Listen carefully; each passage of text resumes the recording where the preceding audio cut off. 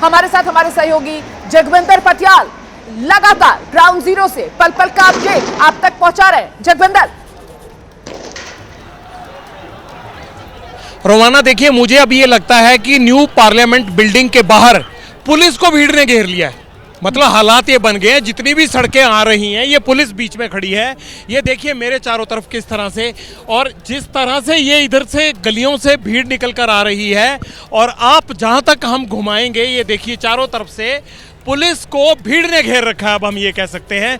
और ये कोशिश क्या हो सकती है? कोशिश ये हो सकती है कि जैसे ही इस पुलिस को यहाँ से खदेड़ा जाए या इसको ओवर पावर किया जाए या भीड़ इन पर भारी पड़ जाए, उसके बाद ये पार्लियामेंट में घुस सकते हैं। ये पीछे देखिए ये पार्लियामेंट है, वो सामने लिखा हुआ है संघीय संसद, और उसे कॉर्डन ऑफ करने के लिए ये जवान यहाँ खड़े हैं। उधर भी देखिए भीड़ है, ये मैं अभी आपको बता रहा हूँ। मुझे लगता है कि ये भीड़ घुसना ही पार्लियामेंट में चाहती है। चारों तरफ का मैं चक्कर लगा कर आया हूँ और वहाँ से ये पता लग रहा है कि पुलिस बीच में रह गई है, जो कि पार्लियामेंट की चारदीवारी के आसपास खड़ी है, और चारों तरफ से भीड़ ने जो है वो उस पुलिस को बीच में ले लिया है। तो मैं ये कह सकता हूँ पूरी परिक्रमा करने के बाद कि ये लग रहा है कि भीड़ ने पुलिस को अपने बीच में ले लिया है, और जिस तरह से लाठी डंडों से तैनात है, केवल कुछ ही लोगों के पास बंदूक या पैलेट गन या फिर आंसू गैस के शेल फेंकने वाली वो बंदूकें हैं। कल इसी जगह पर सारा टकराव हुआ था, वो सारी नई तार जो आप लगी देख रहे हैं पार्लियामेंट भवन के बाहर, वो सारी चारदीवारी तोड़ी गई थी। ये देखिए एम्बुलेंस की गाड़ियां आने लगी हैं, और मुझे ये लगता है कि ये पार्लियामेंट की जो थोड़ी ही देर में भीड़ शुरू कर सकती है। अगर सरकार नहीं गई तो ये भीड़ पार्लियामेंट के अंदर जा सकती है। और कल जो कोशिश अधूरी रह गई थी गोली चलने के बाद और 19 लोगों की जान जाने के बाद, मुझे ये लगता है कि अब ये टायरों को लगी आग। सामने खड़े गुस्से में एकदम लाल पीले लोग, ये देखिए ओवरब्रिज पर चढ़े हुए लोग, और ये पुलिस बीच में खड़ी है। इस तरफ से भी भीड़ आ रही है, उस तरफ भी भीड़ है, जिधर भी देखो अंदर पुलिस है और बाहर भीड़ है। और पुलिस किसको रोक रही है? पार्लियामेंट को। पार्लियामेंट के अंदर ये भीड़ नहीं जानी चाहिए, लेकिन मुझे ये लगता है कि जैसे जैसे दिन आगे बढ़ रहा है, जैसे जैसे ये भीड़ आगे बढ़ रही है, पुलिस की संख्या उसके सामने कम लगने लग जाती है।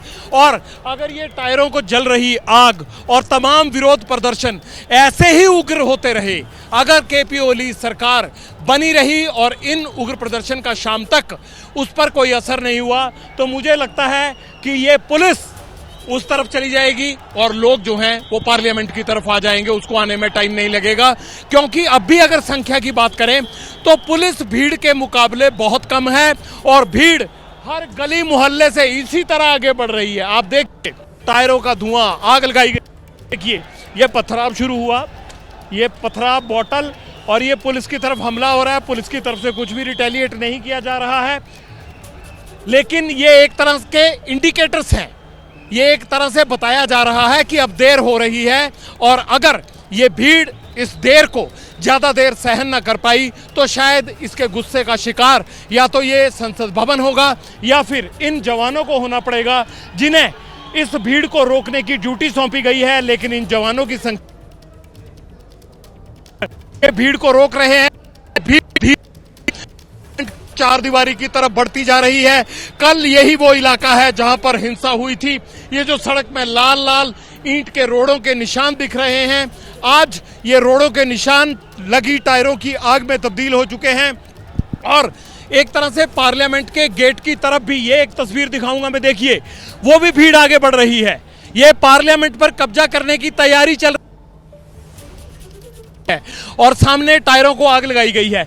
अब संसद भवन की चारदीवारी, अब अगर हम ये कहें कि 30-40 मीटर से ज़्यादा दूर नहीं है भीड़ से, भीड़ धीरे धीरे आगे बढ़ रही है। और इस भीड़ के आगे बढ़ने की एक साफ वजह अब ये नज़र आती है रोमाना, कि इन्हें लगता है कि सरकार नहीं जाने वाली जब तक वो पार्लियामेंट पे कब्जा नहीं करेंगे।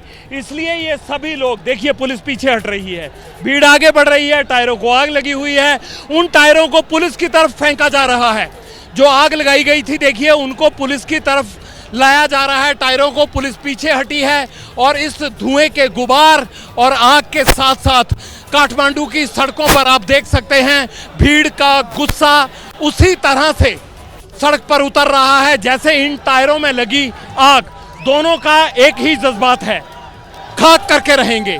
खाक करने का मतलब होता है कि चाहे वो सरकार हो, चाहे वो कोई भी जनता के खिलाफ उठने वाले कदम हो, उन तमाम चीजों को जो है वो खत्म करके रहेंगे। ये जनता टायर्स को, जले हुए टायर्स को धीरे धीरे पुलिस की तरफ कर रही है। पुलिस धीरे धीरे पीछे हट रही है और पार्लियामेंट अब ज्यादा दूर नहीं है। आप देख सकते हैं वो बिल्डिंग है और ये भीड़ है। और आज मुझे लगता है कि नेपाल में एक और इतिहास लिखा जाएगा कि जहां किसी शासक ने, जब जनता ने कहा और रास्ता नहीं छोड़ा, तो कैसे जनता ने खुद उसके सिंहासन पर जाकर कब्जा किया। वो देखिए सड़क पर यहां पहुंची, के आगे बढ़ गई है भीड़।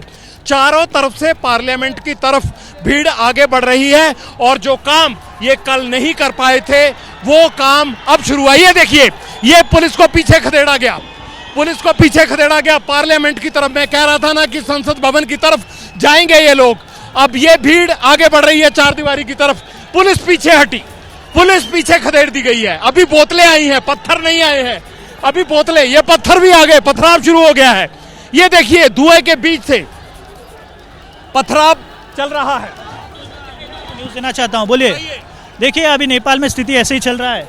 आप देख ही रहे हैं सामने जो स्टूडेंट जितने भी हैं वो सब अपने फंडामेंटल राइट लेने के लिए आए हैं यहाँ पर। क्या आज ये माना जाए कि संसद पे कब्जा कर लेंगे, पार्लियामेंट कर लेंगे ऐसा लग तो रहा है। अभी ये चीज़ रुकने वाला तो नहीं है, ऐसा मुझे फील हो रहा है। जहाँ तक मैं 2 दिन से इसी प्रोटेस्ट में हूँ।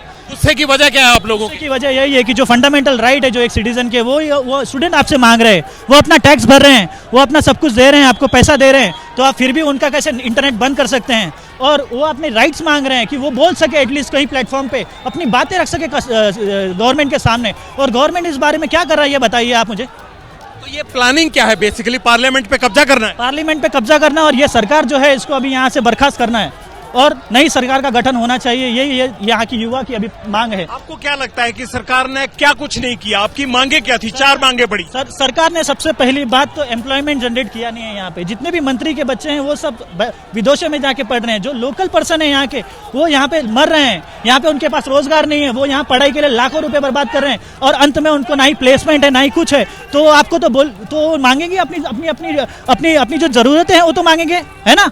और ये जो सोशल मीडिया बंद करने का आपका जो निर्णय है वो आपने ऑल ऑफ सडन लेने के बाद आप डायरेक्टली बंद कर देते हैं, वो कैसे चलेगा? इंसान अपनी बातें अगर रखना है तो कहाँ पे रखेगा, कौन सी रखेगा, आप बताइए।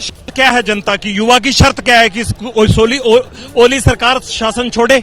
ओली सरकार ऑब्वियसली ये छोड़े, ऑब्वियसली छोड़े। ऑब्वियसली यही चाहती है यहाँ की जनता, क्योंकि इनसे कुछ हो नहीं पा रहा है। ना ही ये लॉज एंड ये अभी जो चल रहा है आपका जो लॉ एंड ऑर्डर है वो सब इन्होंने मेंटेन नहीं करके रखा है। ये ऐसे सब कुछ हो रहा है, ये किस लिए हो रहा है? किसी चीज की वजह से हो रहा है। There must be a reason, right? उसी चीज से हो रहा है। ये देखिए रोमाना, एक बार फिर अपने दर्शकों को तस्वीरें दिखा देते हैं। ये देखिए टायर, जैसे मैंने कहा था बिल्कुल वही प्लानिंग है इनकी। धीरे धीरे वो टायर्स को आगे लाया और इन टायर्स को पुलिस की तरफ धकेला जा रहा है और उसके बाद पुलिस आएगी। ये पार्लियामेंट पे कब्जा है, नेपाल की पार्लियामेंट पर जनता ने कब्जा करने के लिए है और ये लोग जो हैं ये मानते हैं कि आज ये